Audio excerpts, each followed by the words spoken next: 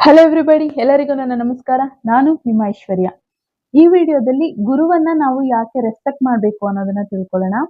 ಮನೆಯೇ ಮೊದಲ ಪಾಠಶಾಲೆ, ತಾಯಿಯೇ ಮೊದಲ ಗುರು ಅಂತಾರಲ್ವಾ? ಸೊ ನಮ್ಮ ಮೊದಲ ಗುರು ನಮ್ಮ ತಾಯಿ, ಅದಾದ್ಮೇಲೆ ತಂದೆ, ಆಮೇಲೆ ಮನೆಯವರು, ಅಕ್ಕಪಕ್ಕದ ಜನ, ಆಮೇಲೆ ಸಮಾಜ, ಆಮೇಲೇನೆ ನಾವು ಇದನ್ನೆಲ್ಲ ನೋಡಿದ್ಮೇಲೆ ಸ್ಕೂಲು, ಕಾಲೇಜು, ಆಫೀಸು, ಗಂಡ ಹೆಂಡತಿ, ಮಕ್ಕಳು, ಪ್ರಕೃತಿ, ಪ್ರಾಣಿಗಳು. ನಾವು ಕಲಿಯೋದಕ್ಕೆ ತಯಾರಾಗಿ ನಿಂತ್ರೆ ಪ್ರತಿ ಒಂದು ವಸ್ತು, ಪ್ರತಿ ಒಂದು ವ್ಯಕ್ತಿ ನಮಗೆ ಏನೋ ಕಲಿಸ್ತಾ ಇರ್ತಾರೆ. ಕಲಿಯೋದಕ್ಕೆ ನಾವು ಸಿದ್ಧವಾಗಿರ್ಬೇಕಷ್ಟೇನೆ. ಪ್ರತಿ ಒಬ್ಬರಿಂದ ನಾವೇನಾದ್ರೂ ಕಲಿತಾ ಇರ್ತೀವಿ. ಅದು ಕೆಟ್ಟದ್ದು ಕಲಿಬಹುದು ಅಥವಾ ಒಳ್ಳೇದು ಕಲಿಬಹುದು. ನಾವು ಮುಂದಕ್ಕೆ ನಾವು ಬೆಟರ್ ಪರ್ಸನ್ ಮಾಡ್ಕೊಂಡು ನಾವು ಯಾವಾಗ್ಲೂ ಮುಂದಕ್ಕೆ ಹೋಗ್ಬೇಕು ಅಂದ್ರೆ ಕೆಟ್ಟದನ್ನ ಬಿಡ್ತಾ ಒಳ್ಳೇದನ್ನ ಹೆಚ್ಚು ಮಾಡ್ಕೊಳ್ತಾ ಹೋಗ್ಬೇಕು. ಅದು ಆಗೋದು ನಮಗೆ ನಮ್ಮ ಆಧ್ಯಾತ್ಮ ಗುರು ಯಾರು ಫಿಸಿಕಲ್ ವರ್ಲ್ಡ್ ಅಲ್ಲಿ ಅವರು ನಮಗೆ ಸಿಕ್ಕದ ಮೇಲೇನೆ ಈ ಒಂದು ಟ್ರಾನ್ಸ್ಫಾರ್ಮೇಶನ್ ಅನ್ನೋದು ನಮ್ಮ ಲೈಫ್ ನಲ್ಲಿ ಬರೋದು. ಅದಕ್ಕೋಸ್ಕರ ನಮ್ಗೆ ಸರ್ವವನ್ನೂ ಕೊಡುವಂತ ನಮ್ಮ ಗುರುಗಳಿಗೆ ಯಾವಾಗ್ಲೂ ಕೂಡ ಆದರ, ಪ್ರೀತಿ, ಸಮರ್ಪಣೆ, ಕೃತಜ್ಞತಾ ಭಾವದಿಂದ ಯಾವಾಗ್ಲೂ ಅವರನ್ನ ನೆನಪಿಸ್ಕೊಳ್ತಾ ಇರ್ಬೇಕು. ಯಾವಾಗ್ಲೂ ಅವ್ರಿಗೆ ಥ್ಯಾಂಕ್ಸ್ ಹೇಳ್ತಾನೆ ಇರ್ಬೇಕು.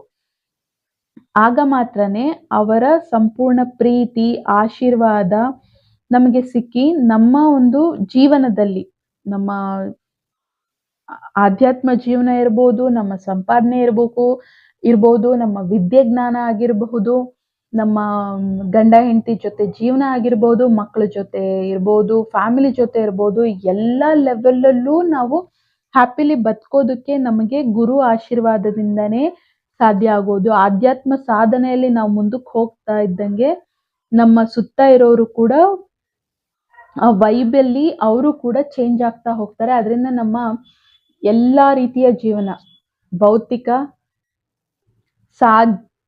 ಸಾಮಾಜಿಕ, ಆಧ್ಯಾತ್ಮಿಕ, ವ್ಯವಹಾರಿಕ, ಪ್ರೀತಿ ಸಂಬಂಧಗಳು ಎಲ್ಲಾನು ಕೂಡ ಬದಲಾಯಿಸ್ಕೊಳ್ಳೋದಕ್ಕೆ ನಮಗೆ ತುಂಬಾನೇ ಹೆಲ್ಪ್ ಮಾಡುವಂಥದ್ದು ಗುರುವಿನ ಆಶೀರ್ವಾದ. ಆದ್ರಿಂದ ಗುರುವನ್ನ ನೆನ್ನೆ ವಿಡಿಯೋದಲ್ಲಿ ಹೇಳಿದ್ದೀನಿ ಗುರುವನ್ನ ಹೇಗೆ ಆರಿಸ್ಕೊಳ್ಬೇಕು ಅನ್ನೋಂಥದ್ದು. ಅವರನ್ನ ಸಂಪೂರ್ಣವಾಗಿ ಅವ್ರ ಬಗ್ಗೆ ತಿಳ್ಕೊಂಡು ಅದಾದ್ಮೇಲೆ ಗುರುವನ್ನ ಸೆಲೆಕ್ಟ್ ಮಾಡ್ಬೇಕು. ಗುರುವನ್ನ ಸೆಲೆಕ್ಟ್ ಮಾಡಿದ್ಮೇಲೆ ಅವ್ರಿಗೆ ಕಂಪ್ಲೀಟ್ಲಿ ಸರೆಂಡರ್ ಆಗಿ ಅವ್ರು ಹೇಳಿದ್ದನ್ನ ಕಲಿತಾ ಹೋಗ್ಬೇಕು. ಆದ್ರೆ ಅದ್ರಲ್ಲೇ ಹೇಳಿದ್ದೀನಿ ನಾನು, ಕುರುಡು ಭಕ್ತಿ, ಕುರುಡು ನಂಬಿಕೆ, ಕುರುಡು ಪ್ರೀತಿ ಯಾವುದು ಕೂಡ ಮನುಷ್ಯನಿಗಿರ್ಬಾರ್ದು. ಅದು ನಮ್ಗೆ ಒಳ್ಳೇದಲ್ಲ. ಅವ್ರು ಹೇಳ್ತಾ ಇರೋದು ಸರಿ ಇದೆಯಾ ಇಲ್ವಾ ಅನಲೈಸ್ ಮಾಡ್ತಾ ತಗೊಳ್ತಾ ಹೋಗ್ಬೇಕಾಗತ್ತೆ.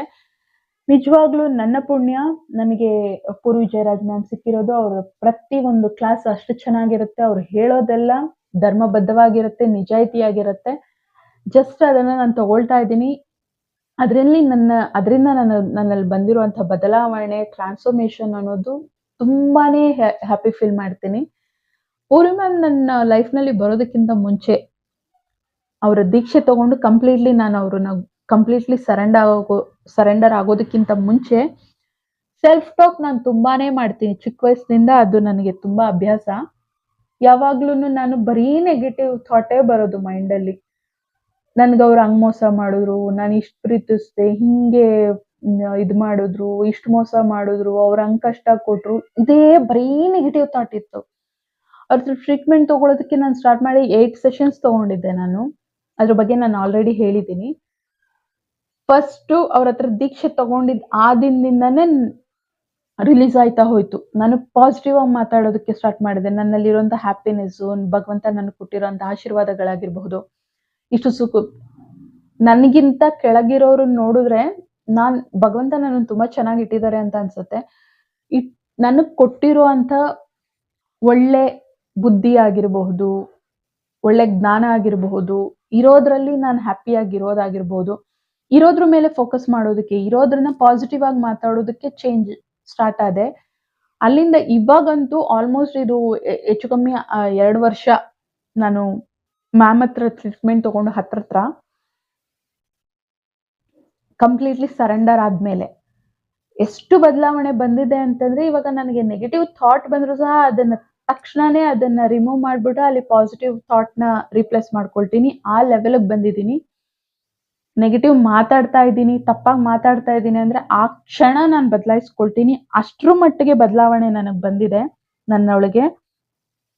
ಅದಕ್ಕೆ ಗುರುವಿನ ಒಂದು ಟಚ್ ಅನ್ನೋದು, ಗುರುವಿನ ಆಶೀರ್ವಾದ ಅನ್ನುವಂಥದ್ದು ಅಷ್ಟು ಮುಖ್ಯ. ಇಷ್ಟೆಲ್ಲ ಚೇಂಜಸ್ ನಮ್ಮಲ್ಲಿ ಮಾಡ್ಕೊಳ್ಳೋದಕ್ಕೆ ನಮಗ್ ಸಹಾಯ ಮಾಡುವಂತ ಗುರುಗೆ ನಾವ್ ಯಾವಾಗ್ಲೂ ಕೂಡ ಧನ್ಯತಾ ಮನೋಭಾವದಿಂದ ಇರ್ಬೇಕಾಗತ್ತೆ, ಅವ್ರನ್ನ ಗೌರವಿಸ್ಬೇಕಾಗತ್ತೆ. ಗುರುನ ಮಾತ್ರನೇ ಅಲ್ಲ, ನಮ್ಮ ದೊಡ್ಡವರನ್ನ ಸಹ ಹಾಗೆ ಗೌರವಿಸ್ಬೇಕಾಗತ್ತೆ. ಸೊ ಸಾಕ್ಷಾತ್ ಭಗವಂತ ಕೂಡ ಗುರುಗೆ ನಮಸ್ಕಾರ ಮಾಡ್ತಾರೆ. ಯಾಕಂದ್ರೆ ಭಗವಂತ ನಮ್ಮ ಮೇಲೆ ಕೋಪ ಮಾಡ್ಕೊಂಡ್ರೆ ನಮ್ಮನ್ನ ಗುರು ಕಾಪಾಡ್ತಾರಂತೆ. ಗುರುನೇ ಕೋಪ ಮಾಡ್ಕೊಂಡ್ರೆ ನಮ್ಮ ಮೇಲೆ ಭಗವಂತ ಕೂಡ ಕಾಪಾಡಲ್ಲ. ಸೊ ಭಗವಂತನೇ ಗುರುಗೆ ಯಾವ ಒಂದು ಸ್ಥಾನವನ್ನ ಕೊಟ್ಟಿದ್ದಾರೆ ಅನ್ನುವಂಥದ್ದನ್ನ ನಾವು ಯೋಚನೆ ಮಾಡ್ಬೇಕಾಗತ್ತೆ. ನೆಕ್ಸ್ಟ್, ಗುರುವಿನ ಗುಲಾಮನಾಗುವವರೆಗೂ ದೊರೆಯದಣ್ಣ ಮುಕುತಿ ಅಂತಾರೆ. ಸೊ ಗುರುವಿಗೆ ಗುಲಾಮರಾಗಿ ಬದುಕ್ಬೇಕು, ಆದ್ರೆ ಗುರುವನ್ನ ಚೂಸ್ ಮಾಡ್ಬೇಕಾದ್ರೇನೆ ಅವರ ಸಂಪೂರ್ಣ ನಿಯತ್ತನ್ನ ನೋಡಿ ಚೂಸ್ ಮಾಡ್ಬೇಕು. ಅದಾದ್ಮೇಲೆ ಸರೆಂಡರ್ ಆಗ್ಬೇಕು. ಅವಾಗ್ಲೇ ಹೇಳ್ದಂಗೆ ಕುರುಡು ಪ್ರೀತಿ, ಕುರುಡು ಭಕ್ತಿ, ಕುರುಡು ನಂಬಿಕೆ ಯಾರ ಮೇಲೂ ಸಹ ಇರಬಾರ್ದು. ಲಾಸ್ಟ್ ವಿಡಿಯೋದಲ್ಲಿ ಇದನ್ನು ಹೇಳಿದ್ದೀನಿ, ಬುದ್ಧ ಹೇಳಿರುವಂತದ್ದು ಅಪೋ ದೀಪೋ ಭವ ಅಂತ. ನಾನು ನನ್ನ ಗುರುವನ್ನಾದ್ರೂ ಸಹ ನಾನು ಬ್ಲೈಂಡ್ಲಿ ಫಾಲೋ ಮಾಡಲ್ಲ. ಅವ್ರು ಹೇಳಿದ್ದೆಲ್ಲ ಸರಿ ಹೌದಾ ಅಲ್ವಾ ನಾನು ಯೋಚನೆ ಮಾಡಿನೇ ನನ್ನೊಳಗ್ ತಗೋತೀನಿ. ಬಟ್ ಐ ಹ್ಯಾವ್ ವಂಡರ್ಫುಲ್ ಗುರು. ತುಂಬಾ ಒಳ್ಳೆ ಪಾಠಗಳನ್ನ ಹೇಳ್ಕೊಡ್ತಾ ಇದ್ದಾರೆ. ನಾನು ಕಲಿತಾ ಹೋಗ್ತಾ ಇದ್ದೀನಿ. ಥ್ಯಾಂಕ್ಸ್ ಟು ಮೈ ಗುರು.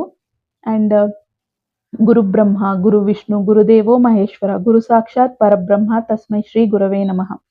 ನಮ್ಮ ಗುರುವನೇ ನಮಗೆ ಬ್ರಹ್ಮ, ವಿಷ್ಣು, ಮಹೇಶ್ವರ, ಪರಬ್ರಹ್ಮ ಸ್ವರೂಪ. ಯಾಕೆಂದ್ರೆ ಗುರು ನಮಗೆ ಧ್ಯಾನವನ್ನ ಮಾಡಿಸ್ಬೇಕಾದ್ರೆ ಫಿಸಿಕಲ್ ಫಾರ್ಮ್ ಅಲ್ಲಿ ನಮ್ಗೆ ಪೂರ್ವಿ ಮ್ಯಾಮ್ ಕೂತಿರ್ತಾರೆ. ಆದ್ರೆ ಆ ಟೈಮ್ ನಲ್ಲಿ ನಮಗೆ ಸಾಕ್ಷಾತ್ ನಾವು ಕೇಳಿದ್ದನ್ನ ಕೊಡೋದಕ್ಕೆ ಯಾವ ದೇವಿ ದೇವತೆಗಳು ಬರ್ಬೇಕು, ದೇವ್ರುಗಳೇ ಬರ್ಬೇಕು, ಅವ್ರಗಳ ಆಶೀರ್ವಾದ ಅನ್ನುವಂಥದ್ದು ಆ ಒಂದು ಗುರು ನಮ್ಗೆ ಮೆಡಿಟೇಷನ್ ಮಾಡುವಂತ ಟೈಮ್ ನಲ್ಲಿ ಆಶೀರ್ವಾದಗಳು ಸಿಗತ್ತೆ. ಇವನ್ ಇದನ್ನ ನಾನು ಎಷ್ಟು ಕ್ಲಾಸಲ್ಲಿ ಈ ಅನುಭವಗಳನ್ನ ಮಾಡಿದ್ದೀನೋ ಲೆಕ್ಕ ಇಲ್ಲ. ಅಷ್ಟು ಕ್ಲಾಸಸ್ ನಾನು ಅಟೆಂಡ್ ಮಾಡಿದ್ದೀನಿ. ಅಷ್ಟು ಡೀಪ್ ಮೆಡಿಟೇಷನ್ಸ್ ನ ಮಾಡ್ತಾರೆ.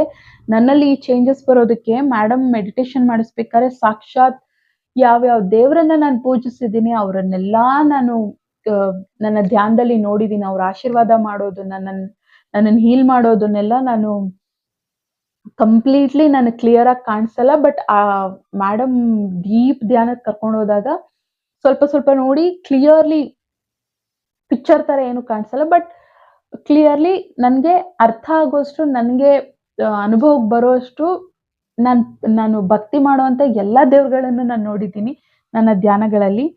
ಸೊ ಭಗವಂತನನ್ನ ನಾವು ಸೇರೋದಕ್ಕೆ ನಮಗ್ ಸಹಾಯ ಮಾಡೋದು ಗುರು ಆಗಿರೋದ್ರಿಂದ ಅವ್ರ ಮನುಷ್ಯರು ಅವ್ರಿಗೇನ್ ಇದ್ ಮಾಡೋದು ಅನ್ನೋಂಥ ಆಟಿಟ್ಯೂಡ್ನೆಲ್ಲ ಬಿಟ್ಬಿಟ್ಟು ಸಂಪೂರ್ಣವಾಗಿ ಅವರನ್ನ ಮನಸ್ಪೂರ್ವಕವಾಗಿ ಗೌರವಿಸ್ಬೇಕಾಗತ್ತೆ.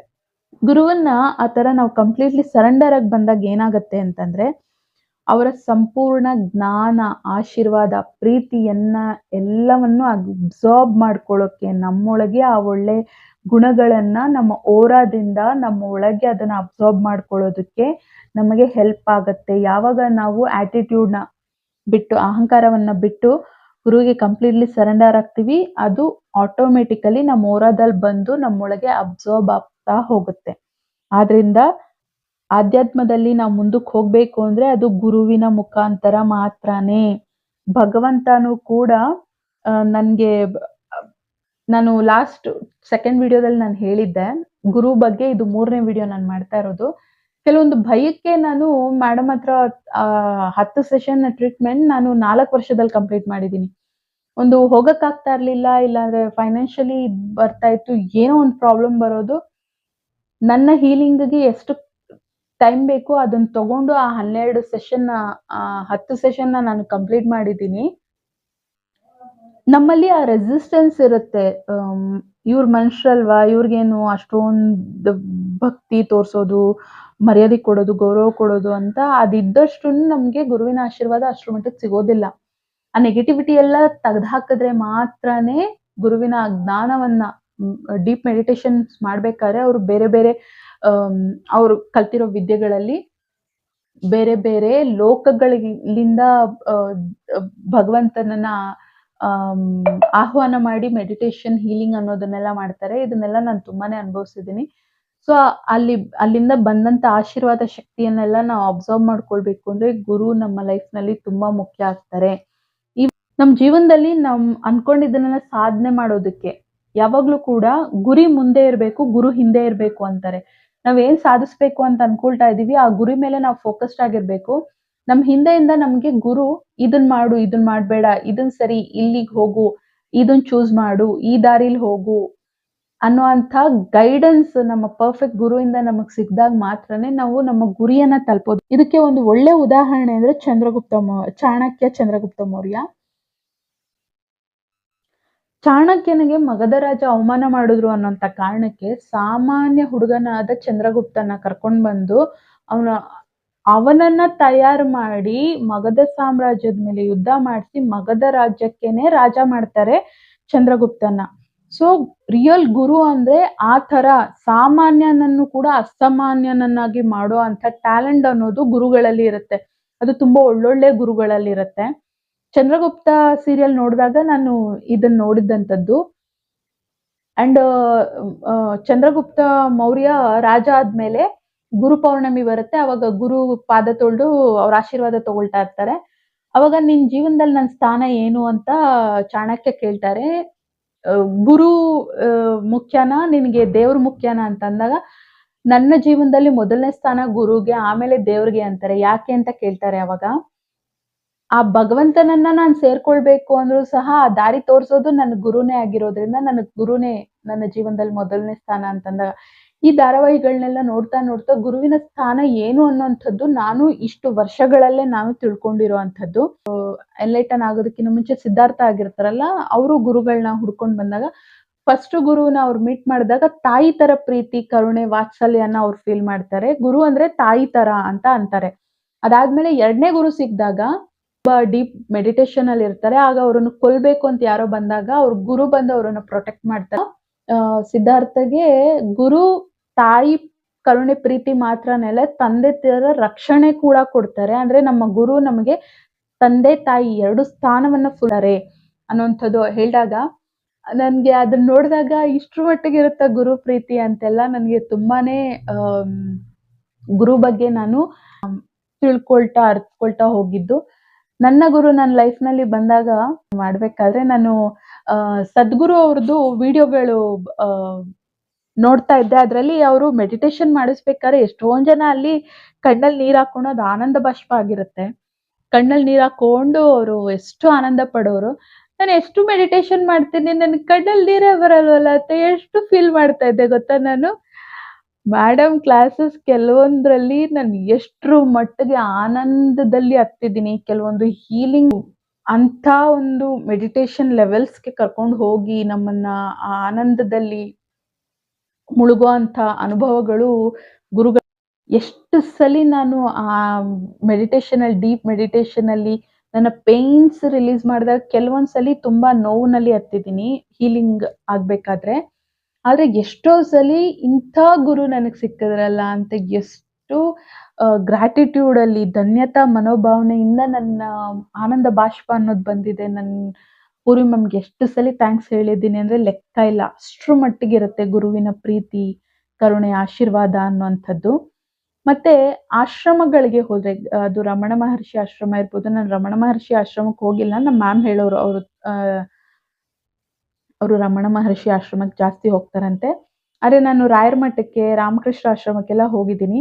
ಈ ತರ ಗುರುಗಳಿರುವಂತಹ ಆಶ್ರಮಗಳಿಗೆ, ಮಠಗಳಿಗೆ ಹೋದಾಗ ಅಲ್ಲಿ ಎಷ್ಟು ಶಾಂತತೆ ಇರುತ್ತೆ, ಪ್ರಶಾಂತತೆ ಇರುತ್ತೆ. ಅಲ್ಲಿ ಎನರ್ಜಿ ಕೂಡ ಎಷ್ಟು ಹೈ ಇರುತ್ತೆ ಅಂದ್ರೆ, ಜಸ್ಟ್ ಆಶ್ರಮಗಳಿಗೆ, ದೇವಸ್ಥಾನಗಳಿಗೆ ಹೋದಾಗ, ನಮ್ಮ ದೇವಸ್ಥಾನಗಳಲ್ಲಿ ಒಂದು ಪ್ರಾಬ್ಲಮ್ ಅಂದ್ರೆ ಅಲ್ಲಿ ಜನಗಳು ಕಚ ಕಚ ಕಚ ಕಚ ಮಾತಾಡ್ತಾ ಇರ್ತಾರೆ.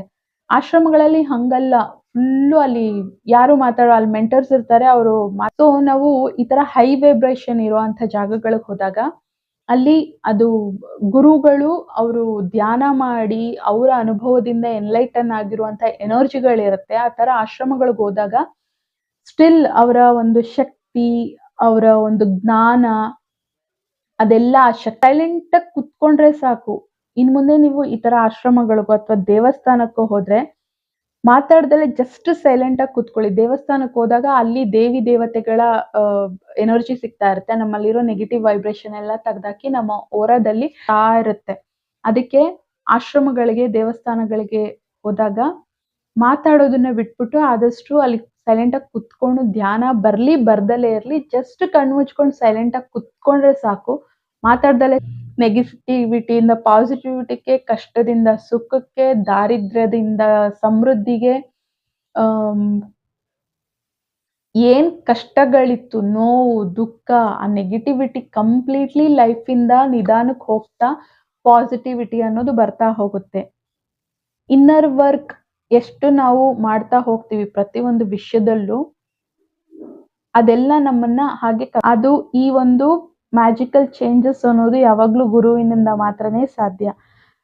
ನಾನು ಲಾಸ್ಟ್ ವಿಡಿಯೋದಲ್ಲಿ ರಾಘವೇಂದ್ರ ಸ್ವಾಮಿ ಫೋಟೋ ಹಾಕಿದ್ದೆ. ಈ ವಿಡಿಯೋದಲ್ಲಿ ಸಾಯಿಬಾಬಾ ಫೋಟೋ ಹಾಕಿದ್ದೀನಿ. ನಾನು ಸಾಯಿಬಾಬಾನು ಕೂಡ ನನ್ನ ಗುರು ಅಂತ ನಾನು ನಂಬ್ತೀನಿ. ನಾನು ಸಾಯಿ ಅಂತ ಕರಿತೀನಿ. ನಾನು ರಾಘವೇಂದ್ರ ಸ್ವಾಮಿನ ಪ್ರೀತಿಯಿಂದ ರಾಯರೇ ಗುರುಗಳೇ ಅಂತ ಕರಿತೀನಿ. ನಾವು ಯಾವುದೇ ಪದದಲ್ಲಿ, ಯಾವುದೇ ಹೆಸರಿನಲ್ಲಿ, ಯಾವುದೇ ಭಾವದಲ್ಲಿ ಕರೆದ್ರು ಸಹ ಗುರುಗಳಾಗ್ಲಿ ದೇವರಾಗ್ಲಿ ನಮ್ಗೆ ಅದೇ ರೀತಿಯಲ್ಲಿ ಬರ್ತಾರೆ. ನನ್ನ ನೀನು ರಾಯರೇ ಅಂತ ಕರೆದೆ ನನ್ನ ಹೆಸರು ರಾಘವೇಂದ್ರ ಸ್ವಾಮಿ ಅಂತೆಲ್ಲ ಹೇಳೋದಿಲ್ಲ. ನಾನು ಪ್ರೀತಿಯಿಂದ ಗುರುಗಳೇ ಅಂತೀನಿ, ರಾಯರೇ ಅಂತೀನಿ, ಸಾಯಿಬಾಬಾನ ಸಾಯಿ ಅಂತೀನಿ. They accepted. ಅಷ್ಟು ಜೆನ್ಯೂನ್ ಆಧ್ಯಾತ್ಮದಲ್ಲಿ ಸಾಧನೆ ಮಾಡಿ ಅಲ್ಟಿಮೇಟ್ ಗುರುಗಳು ಇವ್ರುಗಳು ಯಾರಿರ್ತಾರೆ, ಬುದ್ಧ ಆಗಿರ್ಬೋದು, ಇಂಥವ್ರೆಲ್ಲಾರು ಗುರುಗಳಂದ್ರೆ ಅಂಥ ಒಂದು ಪರಮ ಜ್ಞಾನ, ಪರಮಾತ್ಮನ ಒಂದು ಜ್ಞಾನವನ್ನ ಹೇಗೆ ಕಂಡುಕೊಳ್ಳೋದು ಅನ್ನುವಂಥ ದಾರಿ ತೋರಿಸೋ, ನನ್ನ ಎಲ್ಲಾ ಪೇನ್ನಿಂದ ನನ್ನನ್ನು ತೆಗೆದು ಮುಂದಕ್ಕೆ ಕರ್ಕೊಂಡು ಹೋಗೋದಕ್ಕೆ ಇಷ್ಟು ಕ್ಲಾಸಸ್ನ ನಾನು ಅಟೆಂಡ್ ಮಾಡ್ತಾ, ವಿದ್ಯೆಗಳನ್ನ ಕಲಿತಾ, ನೆಗೆಟಿವಿಟಿಯಿಂದ ಎಷ್ಟು ಪಾಸಿಟಿವ್ ಪರ್ಸನ್ ಆಗಿದ್ದೀನಿ ನಾನು ಅನ್ನೋಂಥದ್ದನ್ನೆಲ್ಲ ನಾನು ನೋಡಿದಾಗ ನನಗೆ ಜ್ಞಾನವನ್ನ ಕೊಡಕ್ ಬಂದಿರುವಂಥ ದೇವಿ ಸರಸ್ವತಿಗೆ ಹೋಲಿಸ್ತೀನಿ ನಾನು ನಿಜವಾಗ್ಲೂ ನನ್ನ ಪೂರ್ವಿ ಮ್ಯಾಮ್ನ. ಅಷ್ಟು ಥ್ಯಾಂಕ್ಸ್ ಹೇಳ್ತೀನಿ ನಾನು ಅವ್ರಿಗೆ, ಅಷ್ಟು ಗ್ರ್ಯಾಟಿಟ್ಯೂಡ್ ಹೇಳ್ತೀನಿ. ಈವನ್ ನಾನು ಫಸ್ಟ್ ಗುರು ಬಗ್ಗೆ ವಿಡಿಯೋ ಮಾಡಿದಾಗ ನಾನು ಹೇಳಿದ್ದೆ, ನನಗೆ ಮನುಷ್ಯನ ದೇವ್ರಿಗೆ ಸರೆಂಡರ್ ಆಗ್ತಾ ಇದ್ದೆ ಹೊರತು ಗುರುಗೆ ಸರೆಂಡರ್ ಆಗ್ತಾ ಇರ್ಲಿಲ್ಲ ಅಂತ. ಚಿಕ್ಕ ವಯಸ್ಸಿನಿಂದ ರಾಯರ ಮಠಕ್ಕೆ ಹೋಗ್ತಾ ಇದ್ದೆ, ಹೆಜ್ಜೆ ನಮಸ್ಕಾರ, ಉಳ್ ಸೇವೆ ಎಲ್ಲ ಮಾಡ್ತಾ ಇದ್ದೆ. ಅವಾಗ ತುಂಬಾ ಚಿಕ್ಕವಳು ನಾನು. ಅವಾಗೇನು ಅನ್ನಿಸ್ತಾ ಇರ್ಲಿಲ್ಲ. ಬಟ್ ಚಿಕ್ಕ ವಯಸ್ಸಿಂದ ನನಗೆ ಮಂತ್ರಾಲಯಕ್ಕೆ ಹೋಗ್ಬೇಕು ಅಂತ ತುಂಬಾ ಆಸೆ. ಆ ವಿಡಿಯೋದಲ್ಲೂ ಇದನ್ನ ಹೇಳಿದ್ದೀನಿ ಅನ್ಕೊಳ್ತೀನಿ. ಆದ್ರೆ ನಾನು ಗುರುವಿಗೆ ಶರಣಾಗಿರ್ಲಿಲ್ಲ. ನನ್ಗೆ ದೇವ್ರುಗಳಂದ್ರೆ ಅಲ್ಟಿಮೇಟ್ ಅಂತ ಅನ್ಸೋರು. ಒಬ್ಬ ಮನುಷ್ಯನ ಏನು ದೇವ್ರಷ್ಟು ಸರೆಂಡರ್ ಆಗ್ಬೇಕು, ಅವ್ರನ್ನ ಅಷ್ಟ್ ನಂಬೇಕು ಅನ್ನೋಂಥ ಆಟಿಟ್ಯೂಡ್ ನನ್ನಲ್ಲಿ ಇದ್ದಿದ್ರಿಂದ ನನ್ಗೆ ಗುರು ಆಶೀರ್ವಾದ ಸಿಕ್ಕಿರ್ಲಿಲ್ಲ. ಮಂತ್ರಾಲಯಕ್ಕೆ ಹೋಗಕ್ ನನ್ಗೆ ಆಗಿರ್ಲಿಲ್ಲ. ಚಿಕ್ಕ ವಯಸ್ಸಿಂದ ಆಸೆ. ಯಾವಾಗ ನಾನು ನನ್ನ ಸಂಪೂರ್ಣ ಅಹಂಕಾರವನ್ನ ಬಿಟ್ಬಿಟ್ಟು ಕಂಪ್ಲೀಟ್ಲಿ ನಾನ್ ಗುರುಗೆ ಸರೆಂಡರ್ ಆದೆ, ಕೆಲವೇ ದಿನಗಳಲ್ಲೇ ನನಗೆ ಮಂತ್ರಾಲಯಕ್ಕೆ ಗುರುಗಳು ಕರೆಸ್ಕೊಂಡು, ನಿನ್ನ ಅಹಂಕಾರ ಬಿಟ್ಬಿಟ್ಟು ಇವಾಗ ನೀನು ಗುರುಗೆ ಶರಣಾಗಿದ್ದೆ, ಈಗ ನಿನಗೆ ಗುರು ಆಶೀರ್ವಾದ ತಗೊಳ್ಳೋಂಥ ಅರ್ಹತೆ ಬಂದಿದೆ, ಬಾ ಅಂತೇಳಿ ಮಂತ್ರಾಲಯಕ್ಕೆ ಕರೆಸಿ ದರ್ಶನ ಕೊಟ್ರು. ಅಂಡ್ ಚಿಕ್ಕ ವಯಸ್ಸಿನಿಂದ ಮಂತ್ರಾಲಯಕ್ಕೆ ಹೋಗ್ಬೇಕು ಅನ್ನೋಂಥ ಆಸಕ್ತಿ ಇರ್ತು. ಗುರುಗಳು ಅಲ್ಲಿ ಹೋದಾಗ ನನ್ಗೆ ಎಷ್ಟು ಚಿಕ್ಕ ಮಗು ತರ, ನನ್ ಗುರುಸ್ಥಾನ, ಗುರುಗಳನ್ನ ನೋಡಕ್ ಹೋಗ್ತಾ ಇದ್ದೀನಿ, ಗುರುಗಳನ್ನ ಮೀಟ್ ಮಾಡ್ತಾ ಇದ್ದೀನಿ ಅಂತ ಎಷ್ಟು ಹ್ಯಾಪಿ ಫೀಲ್ ಆದೆ ಅಂತಂದ್ರೆ, ಓ ಮೈ ಗಾಡ್, ಅಷ್ಟು ಲೈಟ್ ಫೀಲ್ ಆಯ್ತು ನನಗೆ. ಒಂಥರ ಮಗು ತರ ಆಡ್ತಾ ಇದ್ದೆ ನಾನು. ಅಷ್ಟು ಸಂತೋಷ. ಚಿಕ್ಕ ಮಕ್ಳು ಹೆಂಗ್ ಆಟ ಆಡ್ತಾರೆ ಆ ತರ ಚೈಲ್ಡ್ ಲೈಕ್ ಬಿಹೇವಿಯರ್ ಅನ್ನೋದು ಬಂದ್ಬಿಡತ್ತೆ. ಆ ಒಂದು ಗುರುವಿನ ಒಂದು ಆಶೀರ್ವಾದ ನಮ್ಮಲ್ಲಿರುವಂತ ಇನ್ನರ್ ಚೈಲ್ಡ್ ಯಾವಾಗ್ಲೂ ತುಂಬಾ ಹ್ಯಾಪಿ ಆಗಿರೋದಕ್ಕೆ ಕೂಡ ನಮ್ಗೆ ಗುರುವಿನ ಆಶೀರ್ವಾದದ ಅವಶ್ಯಕತೆ ಇದೆ. ಯಾವಾಗ ನಮ್ಮ ಇನ್ನರ್ ಚೈಲ್ಡ್ ಹ್ಯಾಪಿ ಆಗಿರುತ್ತೆ, ಅವಾಗ್ಲೇ ನಾವು ಬದುಕ್ತಾ ಇರೋಂಥ ಜೀವನದಲ್ಲಿ, ಅದು ಆಧ್ಯಾತ್ಮ ಆಗಿರ್ಬೋದು, ಸಂಸಾರ ಆಗಿರ್ಬೋದು, ನಮ್ಮ ಸಂಪಾದನೆ ಆಗಿರ್ಬೋದು, ಎಲ್ಲರ ಜೊತೆ ನಮ್ಮ ಸಂಬಂಧ ಆಗಿರ್ಬೋದು, ಪ್ರತಿ ಒಂದ್ರಲ್ಲೂ ನಾವು ಉದ್ಧಾರ ಆಗೋದಕ್ಕೆ ಗುರುವಿನ ಆಶೀರ್ವಾದ ಸಿಕ್ಕಿದಾಗ ಮಾತ್ರನೇ ಸಾಧ್ಯ. ಆದ್ದರಿಂದ ಗುರುಗಳಿಗೆ ಮಾತ್ರನೇ ಅಲ್ಲ, ಗುರುಗಳಿಗೆ ಇನ್ನೂ ಹೆಚ್ಚು ಧನ್ಯತಾ ಭಾವ ಹೇಳ್ಬೇಕು. ನಮಗ್ ಜನ್ಮ ಕೊಟ್ಟಿರೋ ತಂದೆ ತಾಯಿಗಾಗಿರಬಹುದು, ನಮಗಿಂತ ವಯಸ್ಸಿನಲ್ಲಿ ದೊಡ್ಡವ್ರಿಗೆ ಯಾವಾಗ್ಲೂ ಗೌರವ ಕೊಡ್ತಾ, ನಮಗಿಂತ ವಯಸ್ಸಿನಲ್ಲಿ ಚಿಕ್ಕವ್ರಿಗೆ ಯಾವಾಗ್ಲೂ ಪ್ರೀತಿಯಿಂದ ನೋಡ್ಕೊಳ್ತಾ ಹೋದಷ್ಟು ನಮ್ಮ ಇನ್ನರ್ ವರ್ಕ್ ಅನ್ನೋದು ಇನ್ನೂ ಡೀಪ್ ಆಗಿ, ಡೆಪ್ತ್ ಆಗಿ ನಾವು ಹೀಲ್ ಆಗ್ತಾ ಹೋಗ್ತೀವಿ. ನಮ್ಮಲ್ಲಿರೋ ಆ ನೆಗೆಟಿವಿಟಿ ಎಲ್ಲ ಹೋಗಿ ನಮಗ್ ಬೇಕಾಗಿರುವಂತ ಪಾಸಿಟಿವಿಟಿಗೆ ನಾವು ಬರೋದಕ್ಕೆ ಗುರುವನ್ನ ನಾವು ಗೌರವಿಸೋದು ತುಂಬಾ ನಾವು ಒಂದೇ ಹೆಜ್ಜೆ ಕೂಡ ಇಡೋದಕ್ಕಾಗೋದಿಲ್ಲ. ಅದಕ್ಕೋಸ್ಕರ ನಿಮ್ಮ ಗುರು ಯಾರು ಅನ್ನೋದನ್ನ ತಿಳ್ಕೊಂಡು ಈ ವಿಡಿಯೋದಲ್ಲಿ ಇಷ್ಟೇ. ನೆಕ್ಸ್ಟ್ ವಿಡಿಯೋದಲ್ಲಿ ಮೀಟ್ ಆಗೋಣ. ಅಲ್ಲಿವರೆಗೂ keep smiling, take care, because we are all born for a reason. Bye and love you.